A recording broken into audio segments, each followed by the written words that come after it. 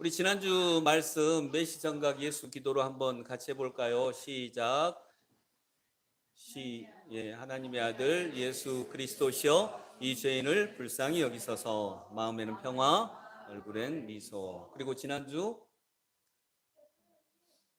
그리스도인은 세상 속의 리더입니다. 세상 속 소통의 리더 그리스도인. 중요 과목이 뭐라고요? 국영수. 근데 이제 이것은 18세기에 산업혁명이 일어나면서 산업혁명 이후에 일반 사람들을 공장의 노동자로 만들기 위한 의무교육이었고요. 이제 그 후부터 리더 교육은 숨겨졌다 그랬습니다. 리더 교육은 인간관계 교육이면서 자기조절 능력이에요. 이 두 가지는 숨겨져 있습니다. 자, 오늘은 어버이 주일입니다. 그리고 5월은 가정의 달인데 저희 교회는 여러분 가정에 대한 말씀을 많이 나누는 편입니다. 그리고 제가 저번에 말씀드렸듯이 기독교의 굉장히 중요한 주제 24가지를 정해가지고 이것을 한 달에 한 주제씩 이렇게 정하려고 합니다. 지난달에는 신앙의 기초, 하나님, 예수님, 성령님, 그리고 인간, 그리스도인 이제 요걸 살펴봤고요. 이번 달에는 가정의 달이긴 하지만 저희는 평소 때 이제 가정에 대한 이야기를 많이 나누고 또 가정도 중요한 주제이기 때문에 내년 5월 달에 나누기로 하고요. 이번 달에는 가정의 달이긴 하지만 성경 묵상에 대해서 살펴보겠습니다. 그래서 성경 묵상을 어떻게 하는지 듣기는 많이 들었는데 어떻게 성경 묵상을 하는 건지 실은 모르시는 분들이 더 많을 것 같아요. 근데 아시는 분들은 또 복습하신다라고 생각을 하시고 이렇게 살펴보시면 좋겠습니다. 일단 성경 묵상 방법은 몇 가지가 있을까요? 여러 가지가 있습니다. 어떻게 알았습니까? 여러 가지가 있습니다. 예, 성경 묵상 방법은 여러 가지가 있습니다. 근데 그중에는요, 목회자들이 하는 굉장히 좀 복잡하고 전문적이고 시간이 긴 그런 묵상법도 있고 초대교회 성도들이 했던 아주 단순한 묵상법도 있습니다. 단순한 묵상법이라고 해서 강력하지 않은 건 아닙니다. 초대교회 성도들은 일단 묵상법이 굉장히 단순했습니다. 그 단순한 묵상법 저희가 이제 월 말에 한번 배워볼 텐데 단순한 묵상법은 왜 가능했냐면 초대교회 성도들은 글자를 알았을까요? 몰랐어요. 네, 글자를 당연히 몰랐고요. 또 글자를 몰랐기 때문에 성경책도 없었습니다. 그래서 묵상하는 것이 어려웠습니다. 묵상하는 게 불가능했습니다. 지금의 묵상법과 같은 묵상은 불가능했습니다. 그래서 그들은 아주 단순한 묵상법을 가지고 있었고요. 이 단순한 묵상법을 통해서 굉장히 강력한 초대교회의 능력을 발휘할 수 있었던 것입니다. 그래서 그것도 배워야 하는데 그래도 요즘 현대인들은 글자 알잖아요. 그리고 집에 성경도 있잖아요. 그래서 묵상법을 가장 기초적인 묵상법이 큐티입니다. 큐티. 큐티라는 말은 다 들어보셨죠? 예, 예. 안 들어보셨나요? 큐티? 예, 큐티가 뭐 약자일까요? 예, quiet time, 침묵의 시간, 고요한 시간. 제가 뭐 실수를 하나 한 것 같네요. 아이들 생일 축하해야죠. 네. 뒤에 기다리고 있는데, 착각했습니다. 잠시 설교 중지하고, 네, 우리 아이들이 누군가요? 여기 주보에 나와 있지 않아서.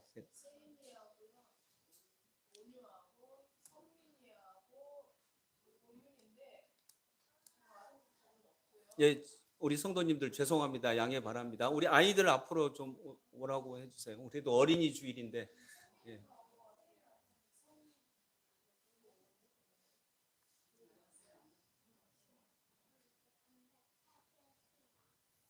제가 축복하며 기도하겠습니다. 그냥 죄송합니다. 예, 잠시 기도하겠습니다. 하나님 아버지 4월에 봄과 함께 이 세상에 주님이 보내주신 귀한 생명들 주님 그들을 축복하여 주옵소서. 또 오늘은 특별히 어린이날인데 봄의 따뜻함으로 봄의 밝음으로 우리에게 온 우리 자녀들 많이 많이 주님이 기억하셔서 건강케 하시고 부모님들을 통해 사랑 많이 받게 하시고 어디에 가든지 하나님의 자녀로 아름다운 일에 헌신할 수 있는 귀한 하나님 백성으로 세워주시고 인도하여 주시옵소서. 교회에서 조그만 선물을 준비하며 함께 그들과 축복과 기쁨을 나눕니다. 오늘 야유회 가서도 어린이들에게 교회가 예수님과 함께 즐겁고 행복한 시간이라고 하는 마음을 갖게 하는 복된 시간이 될 수 있도록 인도하여 주옵소서. 배우고 익히는 중이오니 지혜와 청명으로 함께 하시고 건강 더하여 주시고 그들의 한평생을 주님이 인도하시고 은혜 내려 주옵소서. 예수 그리스도 이름으로 축복하며 기도드립니다. 아멘. 네. 우리 예배 후에 선물 전하겠습니다. 이제 다시 이으면요. 근데 아까 제가 그 중요 과목 얘기를 한 이유가 있습니다. 물론 지난주에 살펴봤으니까 했지만 큐티는 18세기에 영국에서 처음으로 도입이 됐습니다. 큐티는 원래부터 있었던 기독교 묵상법이 아닙니다. 18세기에 영국에서부터 처음으로 도입이 되고 그때부터 그 이전에는 묵상법이 있었는데 그것은 주로 수도사들이나 성직자들이 진행하는 조금은 전문적이고 시간이 오래 걸리는 묵상법이었습니다. 그런데 18세기에 이제 영국에서부터 큐티가 시작이 됐거든요. 왜 그랬을까요? 왜 하필 그 시기에 영국에서 시작됐을까요? 지난주 거하고 연결을 해보세요.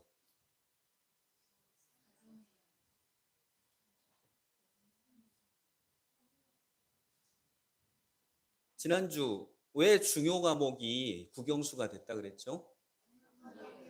예, 산업혁명이 되면서 공장의 노동자들을 안정적으로 우리식으로 말하면 민주시민을 양성해야 돼서 의무교육이 시작되고 그 의무교육 안에 문해교육이 들어왔어요. 그래서 일반 성도들도 글을 읽을 수 있게 됐습니다. 그래서 성경이 보급되었고 이 성경을 읽으면서 성도들이 이 성경을 해석해야 하는 그리고 자기 스스로 해석할 수 있는 기회가 제공이 된 것입니다. 그 이전에는 일반 성도들은 글을 아는 사람이 별로 없었고요. 더구나 성경도 없었어요. 성경도 라틴어 성경밖에 없었고. 그런데 각자 종교개혁 이후로 각자 자기 나라 말로 성경이 번역되기 시작을 했고, 그리고 사람들이 이제 글을 알게 되면서 자기 나라의 국어로 성경을 읽게 되고, 그런데 그 성경을 통해 이 성경이 무슨 뜻인지 이제 알겠는데 이 성경이 오늘 나한테 주시는 말씀이 무엇인지를 찾는 방법이 개발됐는데 그게 큐티예요. 그래서 여러분 성경은 아주 오래전에 쓰여졌습니다. 아주 오래전에 쓰여졌는데 그 성경은 아주 오래전에 쓰여졌기만 한 게 아니라 오늘 나에게도 말씀하십니다. 아멘. 오늘 나에게도 말씀하시기 때문에 오늘 나에게 하시는 말씀을 듣는 방법을 묵상법이라고 합니다. 그래서 묵상을 통해서는 오래전에 쓰여진 성경을 통해 오늘 나한테 주시는 음성을 듣는 것이 묵상법입니다. 자, 이건 이제 기억을 하셔요. 묵상법은 뭐라고요? 오래전에 쓰여진 성경을 통해 오늘 나한테 주시는 말씀을 내가 이 성경을 통해 듣는 것, 이것이 이제 묵상법입니다. 그래서 오늘은 이 큐티의 방법론을 살펴볼 건데 그 15분 정도 진행되는 큐티도 조금은 복잡하게 진행이 되는 방법론이 있고요. 아주 간단한 방법론이 있는데 이 15분 정도 되는 요약된 간단한 방법론을 한번 살펴보도록 하겠습니다. 그래서 여러분들이 우리 성도님들이 묵상을 어떻게 하지라고 할 때 이 방법론에 따라서 묵상을 진행해 주시면 되겠습니다. 제일 처음에는 조금 어렵겠지만 하다 보면 익혀지고 15분 정도면 될 수 있을 정도로 짧게 될 것입니다. 자, 먼저 이거 받으셨죠? 네, 거기 점이 있는 그 글 같이 읽어봅니다. 시작. 하나님과의 친밀한 관계의 시작은 하나님과 1대1로 만나는 골방에서 나온다. 자, 그 다음 같이 읽습니다. 묵상이 아닌 것, 성경 읽기만, 설교 듣기만. 네.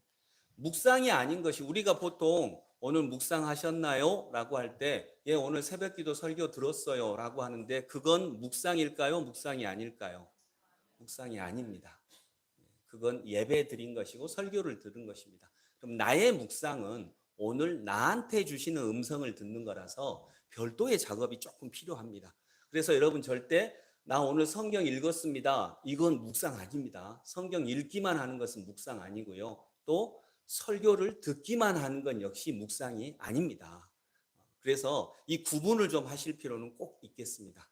자, 이제 큐티를 간단하게 한 15분 정도의 시간을 두고 큐티를 한다고 할 때 그 첫 번째 순서는 무엇입니까? 여는 기도입니다. 왜 기도를 먼저 하냐면 묵상은 신앙을 전제로 하고 있기 때문에 기도로 시작을 합니다.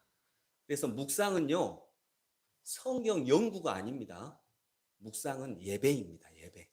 내가 하나님 앞에 서는 예배라고 하는 걸 기본 전제로 깔고 있으셔야 됩니다. 그래서 기도로부터 시작을 합니다. 기도는 길게 하실 필요는 없고요. 거기 있는 기도 정도로 대신 정성을 다해 드릴 때 충분합니다. 자, 기도 내용 같이 읽어볼까요? 하나님께서 주시는 말씀에 순종하고 나아가겠습니다. 이 말씀을 영접하게 하소서. 아멘. 이 정도만 해도 기도는 충분합니다. 그 대신 정성을 다해서, 마음을 다해서 주문 외우는 것처럼 말고요. 자, 두 번째 순서가 뭡니까? 예, 통독인데 한 번만 읽는 것이 아니고 2, 3회 정도, 적어도 2번 정도, 더하면 3번 정도, 적어도 2, 3회 정도는 통독을 합니다. 그런데 통독을 할 때 어떻게 읽습니까? 자, 같이 읽습니다. 소리를 내서 손가락으로 짚고 내 귀로 들으면서 읽기를 추천합니다. 처음부터 끝까지 끊지 않고 통독을 합니다.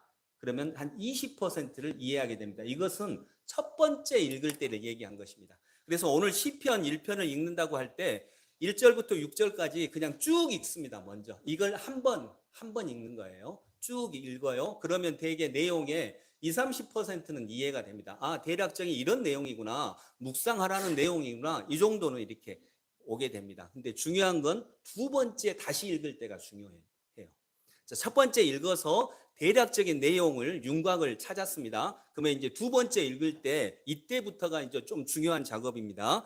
자, 1절을 다시 한번 읽어본다고 할 때 같이 읽어봅니다. 시작.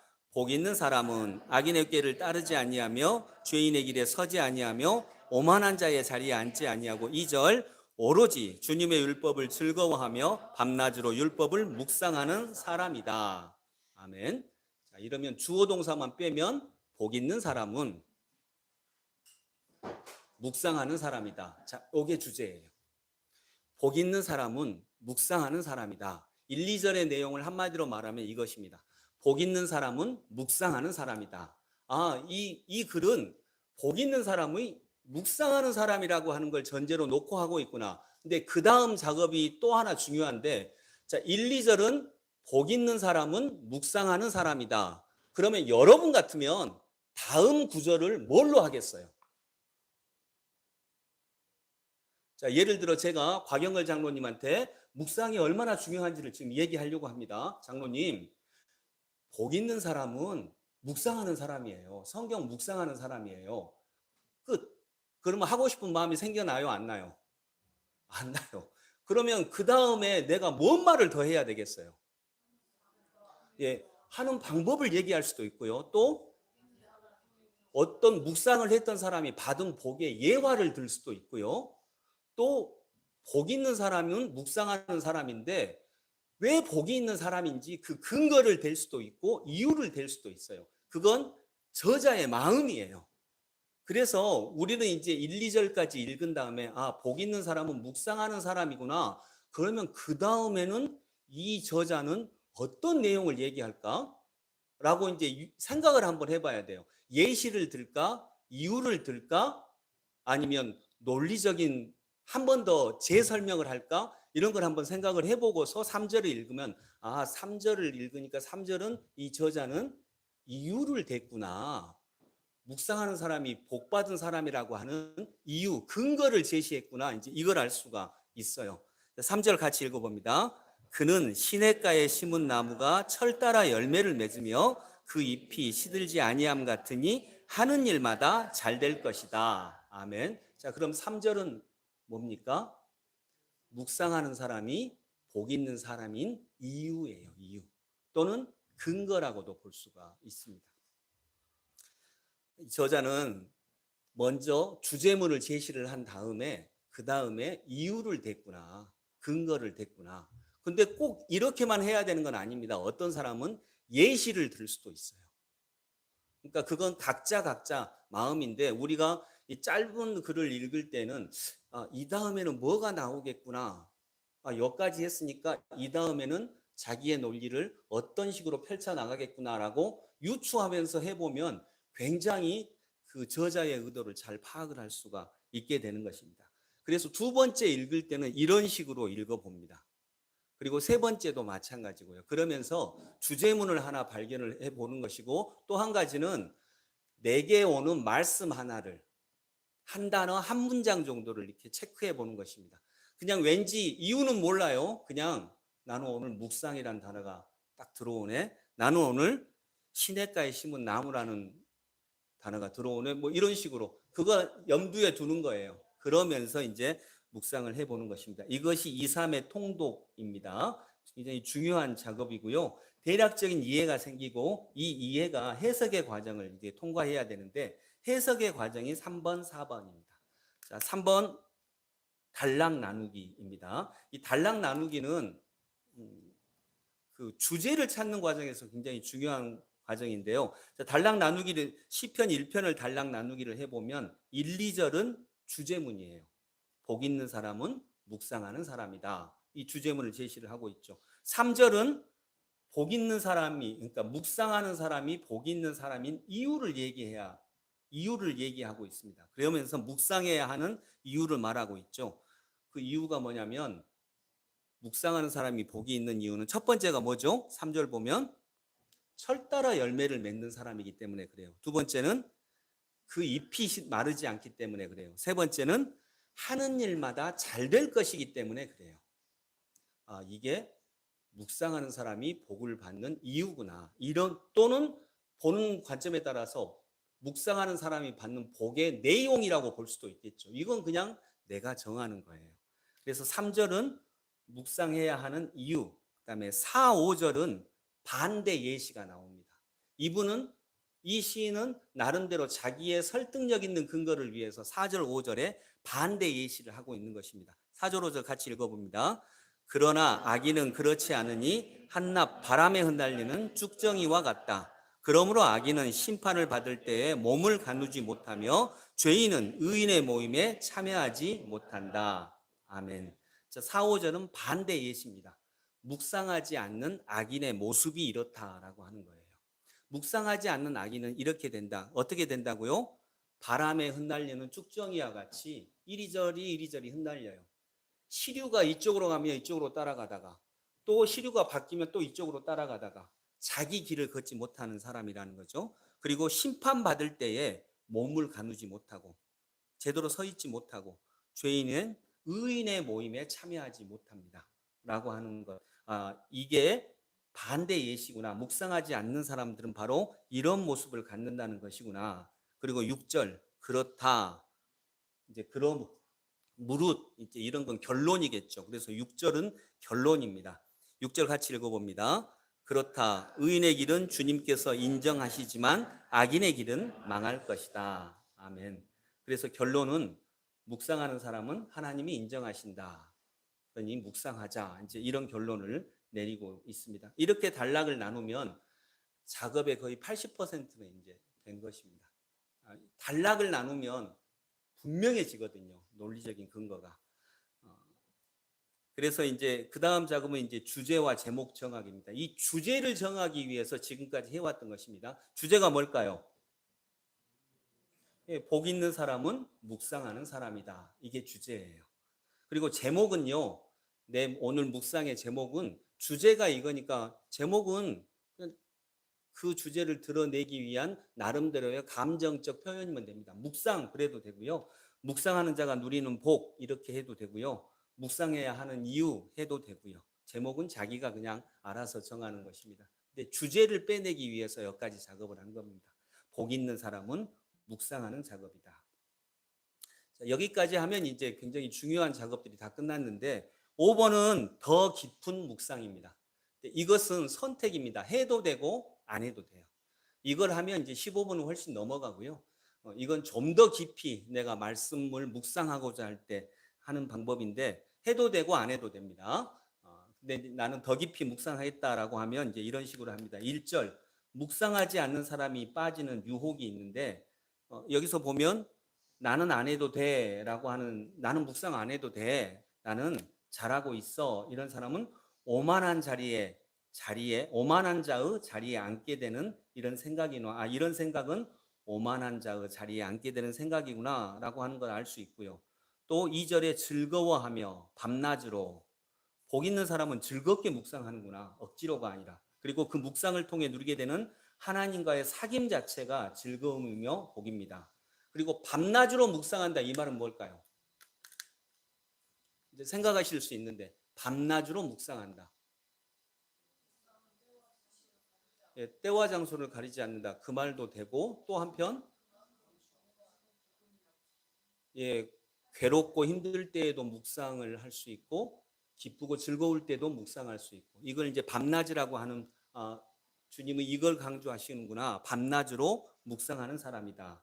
또 3절 철 따라 열매를 맺으며 이 구절은요. 묵상하며 하나님의 때를 기다리면서 하나님의 자리를 떠나지 않는 사람에게 열매가 있다. 그러니까 묵상을 그냥 한다 그래서 바로 열매가 생기나요? 아니라는 거죠. 때를 기다려야 된다라고 하는 것입니다. 그리고 그 때를 못 기다리는 사람은 바람에 따라 흩날리는 쭉정이처럼 이리 갔다가 저리 갔다가 하는데 때를 기다릴 줄 아는 사람은 시냇가에 심겨진 뿌리 내린 나무처럼 가뭄 때에도 때로는 그쪽에 열매가 없을 것 같을 때에도 그 자리를 지키고 하나님과의 사귐의 자리를 지키고 여전히 하나님의 말씀 가운데 있다라고 하는 거죠. 그걸 이제 또 살펴볼 수 있는 것입니다.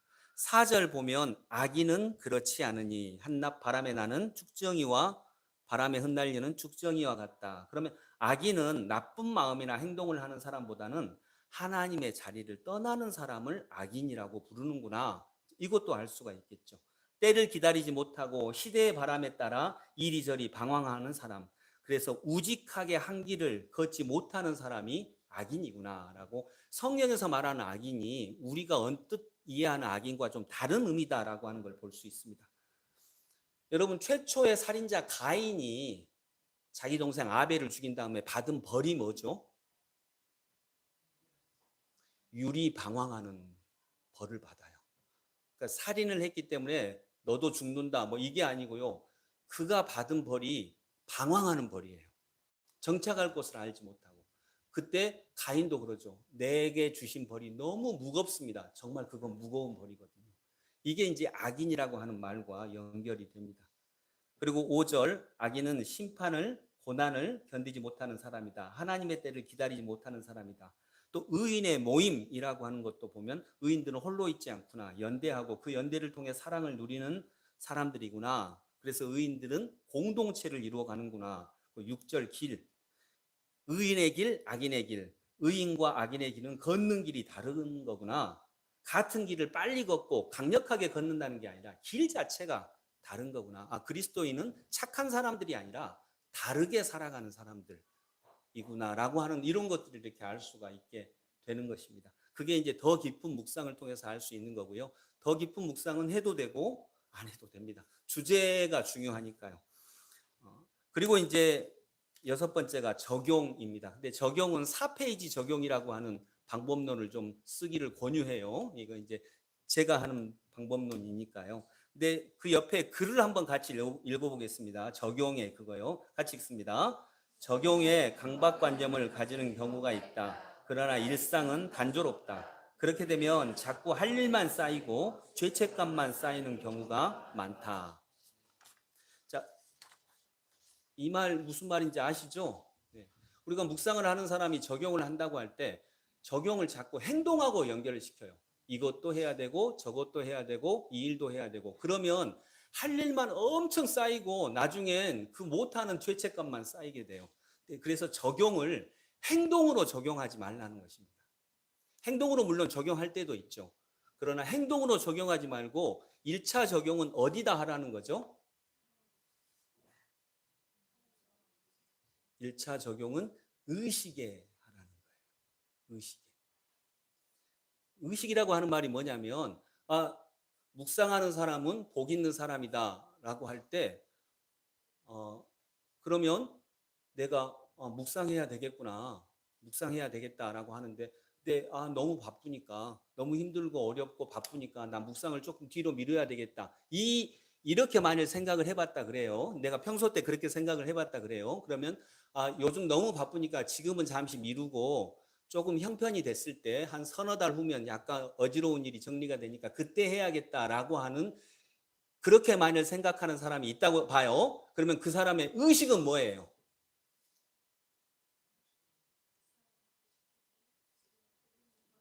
묵상을 하고 싶은데 지금은 안 돼. 또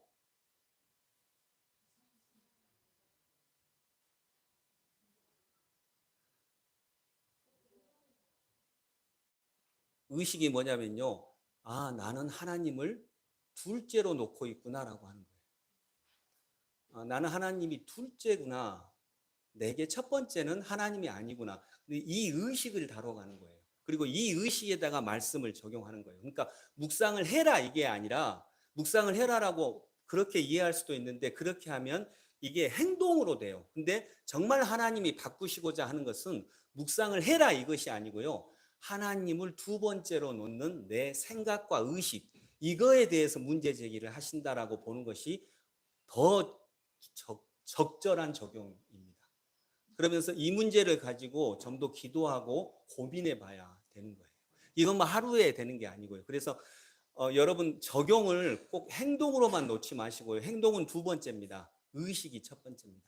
그 의식 중에는 열등의식, 피해의식, 우월의식, 공로의식, 또 자기중심성 이 모든 것들이 의식인데 하나님은 말씀을 통해 그걸 먼저 다뤄가시는 것입니다. 그것이 훨씬 중요한 묵상의 그 목적이기도 합니다. 자, 넘기시면 그 큐티의 제1의 목적은 그거 같이 읽어봅니다. 큐티의 제1의 목적은 하나님과 관계이다. 무엇을 해야 하는가는 둘째이고 매일 할 수도 없다. 내가 하나님을 인식하는 것 위주로 해야 한다. 네, 방금 제가 한 말이 바로 그런 내용입니다. 자, 그래서 이제 4페이지 굳이 적용을 한다고 하면 4페이지는 그 1, 2, 3, 4 있죠. 이걸 그냥 페이지라고 얘기한 거예요. 4페이지를 써라 이 말은 아니고요. 그냥 이런 네 순서가 있다. 자, 첫 번째 페이지는 당시, 그때 이 글이 쓰여진 그 당시 주인공의 상황과 그 상황에서 발견한 하나님 이걸 이제 찾아보는 겁니다. 이건 지금 제가 써놨지만 이건 이제 여러분이 찾는 거예요. 그 당시에 주인공의 상황은 바라는 은혜의 때가 오지 않는 가운데 있는 저자. 그러나 그런 가운데서도 이리저리 풍요로운 것을 따라가지 않고 묵상하며 잠잠히 때를 기다리는 저자의 모습이 아닐까 상상하는 겁니다. 이건 정확한 근거가 없으니까요. 그래서 여러분도 이때 아마도 나의 마음, 나의 상황이 나올 수 있어요. 자, 그 당시의 상황은 이렇구나. 근데 그 당시에 바로 이런 상황에 빠져 있던 이 사람에게 주신 하나님의 말씀이 뭐라고요? 이 페이지가 당시 말씀을 통해 주신 하나님의 메시지. 밤에도 낮에도 하나님을 즐거이 묵상하라. 아마도 이 말씀을 받지 않았을까? 그러니까 밤낮으로 율법을 묵상하는 사람이다. 이 사람은 지금 기다리다가 지칠 수도 있었다는 거죠. 기다리다가 하나님이 나를 버리셨나? 정말 나한테는 열매를 주시지 않나? 이렇게 길까? 하나님은 나한테 관심이 없으신가? 이제 이런 생각을 갖고 있을 수 있는데 이때 하나님이 그 사람에게 주시는 말씀 밤에도 낮에도 하나님을 즐거이 묵상하라. 그러면 반드시 때가 온다. 이제 이렇게 하나님이 은혜의 말씀을 주실 수 있다는 거죠. 그러니까 이 사람의 의식은 또 뭘 볼 수 있냐면 때를 기다리다가 지쳐가지고 하나님은 나한테 관심이 없으셔. 혹시 이런 생각을 했다면 하나님이 다루실 의식은 그거예요. 하나님은 나한테 관심이 없으셔. 나를 버리셨어. 또는 하나님이 진짜 계셔. 이런 의식들을 실제로 다루어 가신다는 거예요. 그리고 이제 3페이지는 이제 당시가 아니라 현재 나의 시대로 옵니다. 현재 나와 우리의 상황. 이제 이거는 그냥 제가 쓴 거고요. 여러분이 이제 한 줄 정도로만 쓰시면 됩니다. 주님 하나님께서 주시는 길을 걸으며 주님의 때를 기다리고 있습니다. 주님의 열매를 간절히 기다립니다. 때로는 지칠 때도 있습니다. 세상적인 책략을 쓰고자 하는 생각도 올라옵니다. 하나님의 때를 기다림이 밤의 시간처럼 힘들 때가 있습니다. 이런 식으로 지금 나의 상황을 쓸 수 있다는 거죠. 그리고 4페이지는 묵상을 통해 주시는 내 행동과 내 의식, 묵상을 통해 주시는 음성을 내 행동과 내 의식에 적용하는 것입니다. 특별히 의식에 적용을 합니다. 그래서 낮에만이 아니라 밤에도 즐겁게 묵상하고 때를 따라 형통함을 허락하겠다. 이제 하나님이 이렇게 말씀하실 수 있다는 것입니다. 나의 마음 속에 또 메시성과 예수 기도를 드리면서 밤의 시간에도 복 있는 자는 죄인의 길에 서지 않는다. 하나님을 믿으라. 기다림을 통해 성장하라. 이런 음성을 주실 수 있습니다. 그래서 이런 묵상들을 통해 하나님은 이렇게 이제 상상을 해보면 이 시편 1편은 기다리다가 정말 언제까지 기다려야 되나? 라고 약간은 실망하고 좌절한 사람에게 시인이 하나님의 음성을 듣고 이제 이 시를 쓰면서 자기 자신에게 주시는 하나님의 음성이다라고 볼 수 있다는 것입니다. 네, 그렇게 적용을 할 수 있습니다. 그리고 7번째는 파송의 기도와 찬양. 또 마지막에 기도를 드리고 찬양을 하는 것은 찬양은 간단한 찬양하면 됩니다. 악보를 보지 않고 부를 수 있는 찬양. 이것은 큐티는 연구 행위가 아니라 신앙 행위이기 때문에 기도로 시작하고 기도로 마무리를 합니다. 그리고 큐티는 예배입니다. 이런 의식을 갖기 위해서 이제 마지막에는 파송의 기도와 찬양으로 마무리를 합니다. 자, 여러분 이제 마무리하면서 이번 주에 한번 이렇게 한번 시도해 보시기를 바랍니다. 그리고 지금 그 묵상을 하면서 서로 올리는 분들이 있는데 이분들도 이번에는 뭐 이런 과정, 더 깊은 묵상은 안 하셔도 되고요. 다른 과정을 그대로 하면서 쓸 때 길게 쓰려고 하지 마시고요. 한 줄 정도 이렇게 쓰시면서 이렇게 묵상을 하면 제일 처음부터 잘 되겠죠? 네, 당연히 그렇게 되지는 않습니다. 제일 처음에는 어렵고 힘듭니다. 근데 조금만 익숙해지면 이 틀 자체가 굉장히 간단하고 유용한 틀이기 때문에 여러분에게 분명히 도움이 되고 어느 순간 하나님께서 이 성경을 통해 나에게 또한 별도의 말씀을 주시는구나라고 하는 그 경험을 분명히 경험하시리라 믿습니다. 그리고 그 의식을 찾아가신다고 하는 게 굉장히 중요한 거, 꼭 행동으로 적용하지 말라고 하는 것은 여러분이 생각해 보시기 바랍니다. 기도하겠습니다. 하나님 아버지, 시편은 다윗의 고백이 많이 있습니다. 아마도 이 시편은 다윗이 성경 말씀을, 구약의 성경 말씀을 묵상하면서 오늘 우리가 큐티 이렇게 한 것처럼 다윗은 자기의 묵상 노트를 적은 것이 아마 시편이 됐을 것입니다. 주님, 그래서 이 시편은 다윗이 오래전에 쓰였던 성경 말씀을 통해 그 당시 다윗 자신이 자기에게 들려주신 하나님의 말씀을 들은 내용이고 나의 상황을 하나님께 아랜 내용이기도 합니다. 이것이 시편이 되었고 또 이것이 또한 오늘 우리에게 성경이 되었습니다. 주님, 저희들도 다윗과 같이 이렇게 하나님의 말씀을 묵상하면서 나의 묵상 노트가 때로는 다른 사람에게 하나님의 말씀처럼 들려질 수 있는 은혜도 누리게 하여 주옵소서. 예수 그리스도 이름으로 기도드립니다. 아멘.